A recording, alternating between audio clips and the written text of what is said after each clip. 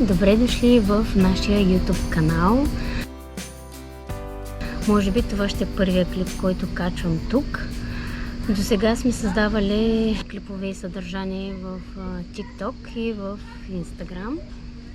Но понеже искам да ви покажа малко повече от къмпингите, които посещаваме и съответно видеята са малко по-дълги, затова реших да направим този канал, за да може да ви показвам малко повече от местата, на които сме ходили. Първият ни клип започва с къмпинг Арменистис. Тази година сме тук на море за 9 нощувки, за пръв път къмпингуваме тук, иначе сме идвали на плаж преди 2-3 лета. Бяхме на един къмпинг малко по-надолу Талата. Там къмпингувахме 3 години подред. Там също е много хубаво, но решихме малко да сменим и да видим нещо по-различно. Така че днес ще ви покажа къмпинг Арменистис. Ще започнем от мястото, където е нашия кемпер. Ние се намираме в зона премиум. Мисля, че така се водише. Ще ви снимаме точно мястото да видите. Доста близо е до плажа. Сега обръщам, за да ви покажа. Ето тук от началото ще започнем. Номера на мястото е 545. Това е нашето място.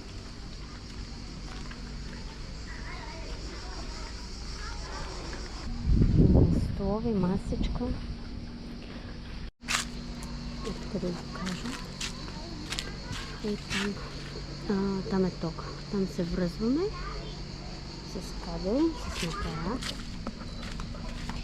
Ето е макарата. Тук. И се връзваме към тока. Всъщност, сега ще отидем малко по-надолу, за да ви покажа колко близо сме до плажа.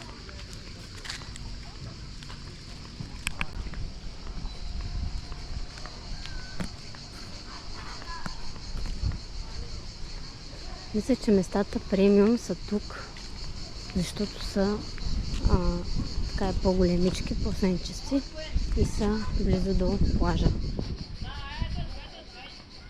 Може би има 2-3 улички до там и е плажа.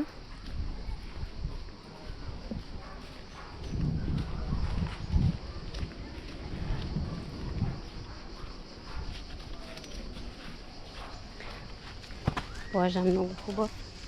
Водата, без съмнение, чиста, синя, просто е прекрасно. И ето го плажа.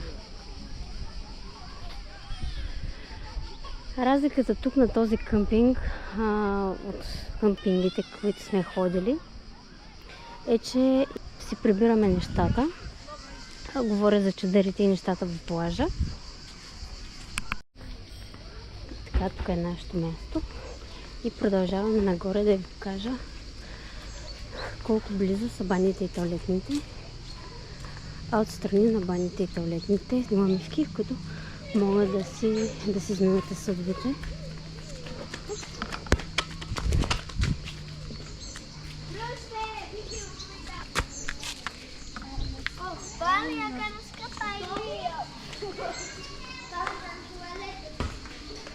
Мивки. Тоалетните и баните.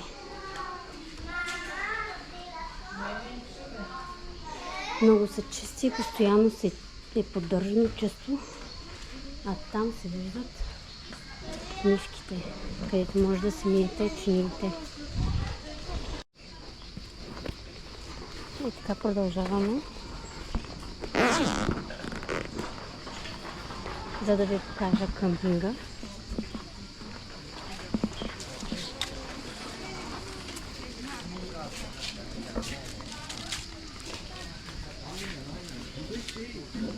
Сега тук има места с поставени каравани, като да мърдим на камерата. Така има места за каравани и за палатки. Също така има къщички, такива направени от самия къмпинг и се наемат. По голямата част от тях, доколкото забелязах, ето една такава. Ей там се виждат.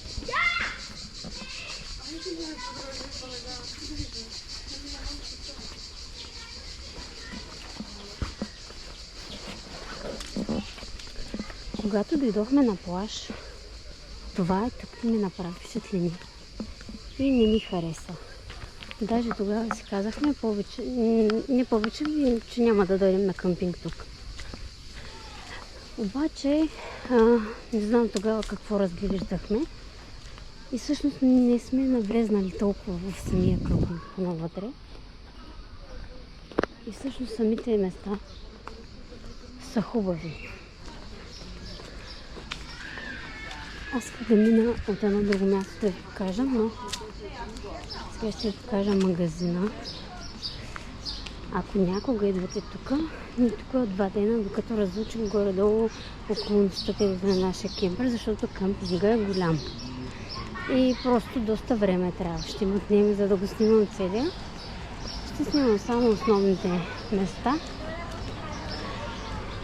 А тук на магазина, зад магазина спада, тук дясно, има перално помещение. Там нататък е плажа, заведението. Има перално помещение. Колко пише? 4 евро. Само че от 2 монети по 2 евро пише. 4 евро е една пералня. Сушилки на каквото имаш на сушилник.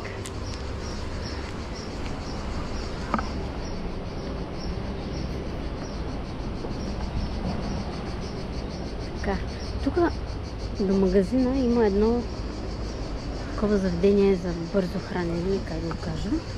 Бургери, какво имаш въобще. Аз сутрин взимахме закуски от там. И това е магазина. Ще влезем.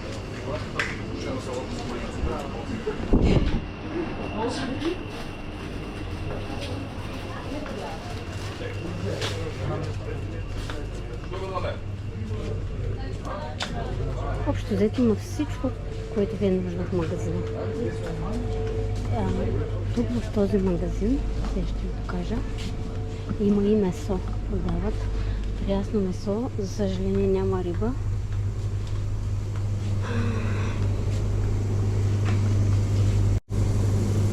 Ето, понеже искам да купя масло.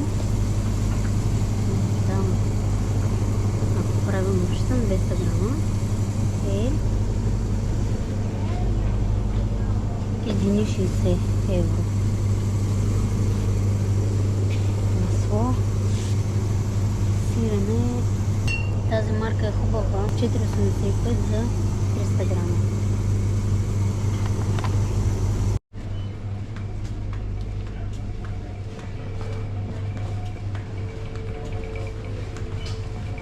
Ето го месото, малиница, ширчета, пилешко.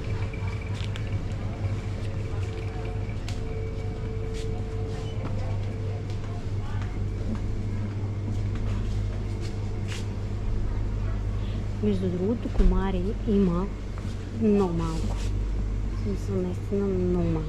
1-2 комара на вечер, така да го кажа. Може да видите дори домашни потреби. Кучи, всякакви неща.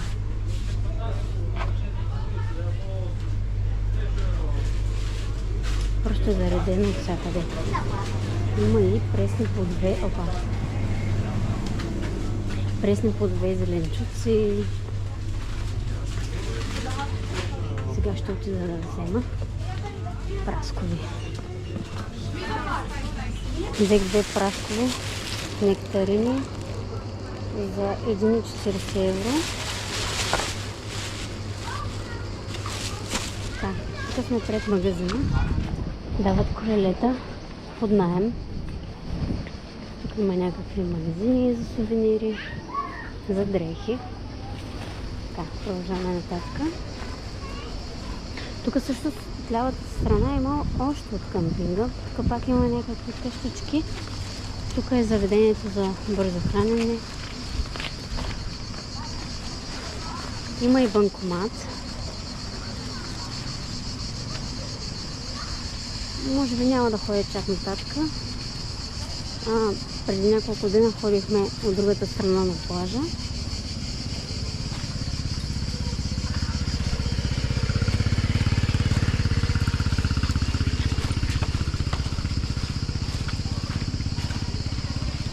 И това е заведението, ресторанта. Снощи идвахме децата да играят, понеже площадката е тук до ресторанта. И беше доста задушно, мирише много на дим, на скара. Тук има са. Децата играят.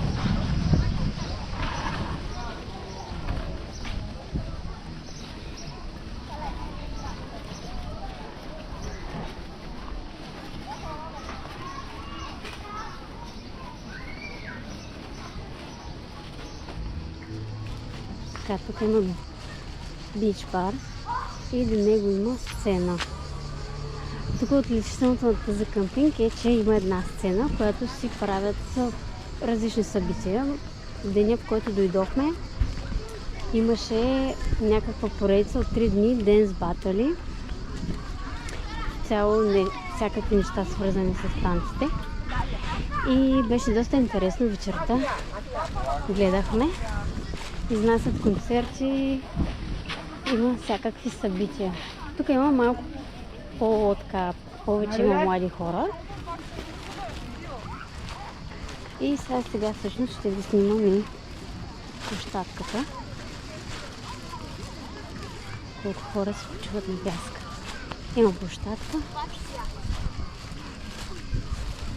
Която е буквално на плажа. Тук искам да ви снимаме морето. Аз може би ще пусна и няколко кадри от дрона.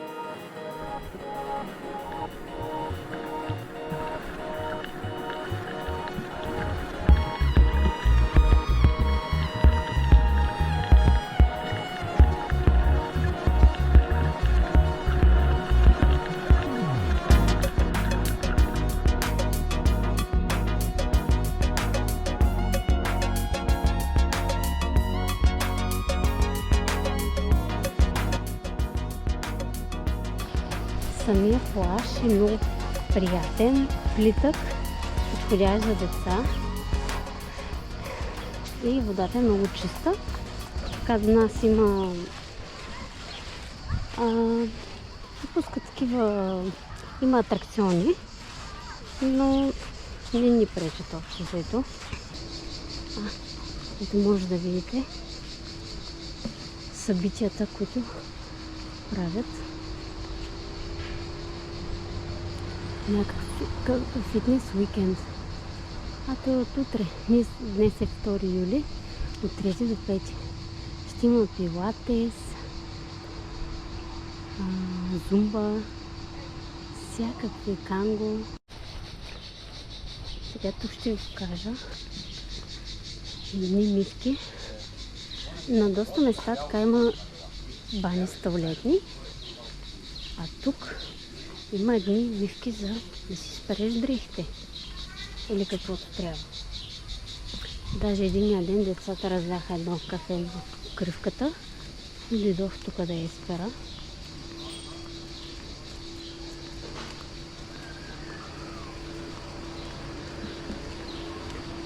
Сега навлизаме в зона 400. Ние сме в зона 500, която е малко по-надолу. Ето тук пак има мивки.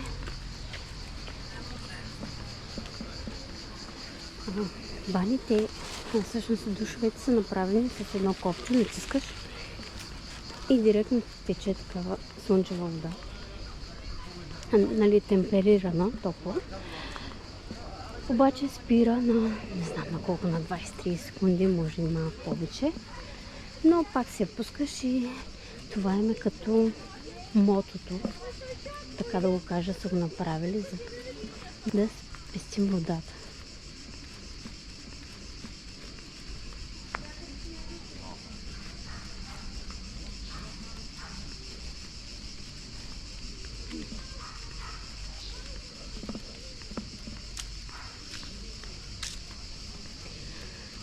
Другото нещо, което сега се сещам, докато вървим, да ви кажа, там където мием съдовете е само студена вода. Може би това е малко така дискомфортно, защото когато има нещо, което сме пекли на скарата, нещо, което е по-мазно и съответно не може да се измие така както с топла вода. Има варианти, може да се напълниш от душа, примерно една туба, и да се полееш. Но това е според мен като малък минус. Иначе самия парцел, където сме, има на няколко места разпределителни табла, табла, и се връзваш към тока. Единственото, което няма е, защото на другите къмпинги си имаш на своя парцел, си имаш или там една обща водна система, да се вържиш към водата, да си ли налееш вода. Но тук няма и всъщност ние с една 10-литрова туба идваме и се пълним от баните. Но като се налеем 3-4 туби, ни вътре реално само ако се измием нещо ръце, да имаме вода за тоалетната, иначе си ползваме душовете, нали мием судите там. И всъщност ето върнахме се на мястото. Друго нещо, което да се сетя да споделя. Парцел е голям. Може да се разположи съвсем спокойно. И наблизо има контейнер. Вечер е доста спокойно. Имаме си и хубава сянка. Сега нещо по-различно да ви покажа. Този шкаф е супер удобен от Decathlon. Мисля, че се водеше кухненски шкаф. Тук отгоре има плот. Има и едно метално, което се слага. То не е метално, но сигурно е алуминиево. Може да сложиш котлон и да ти пази завет. Но ние сме с това барбекю на Дометик на газ. Изкарали сме си бутилка. Този шкаф е много удобен за всякакви неща.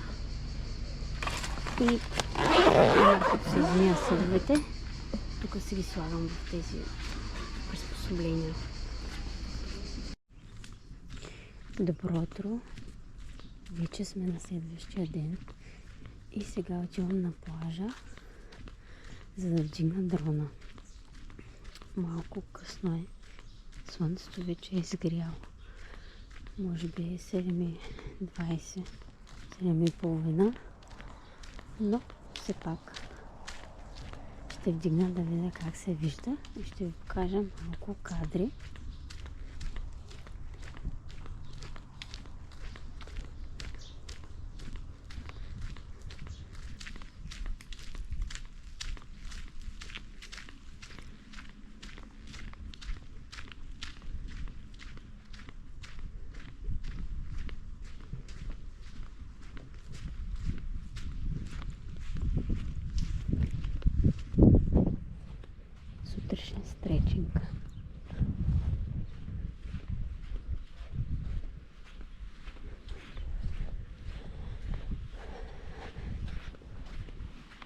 Всичко е спокойно сутрин.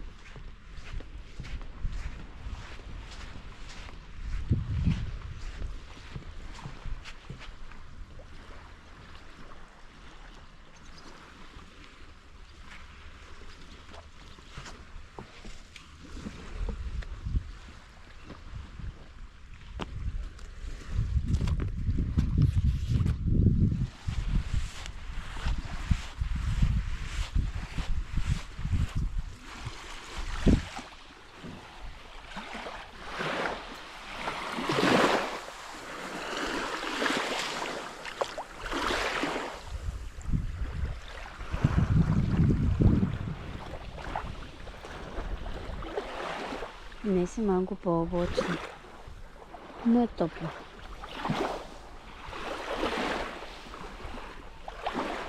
Даже има хора във водата, толкова е топло.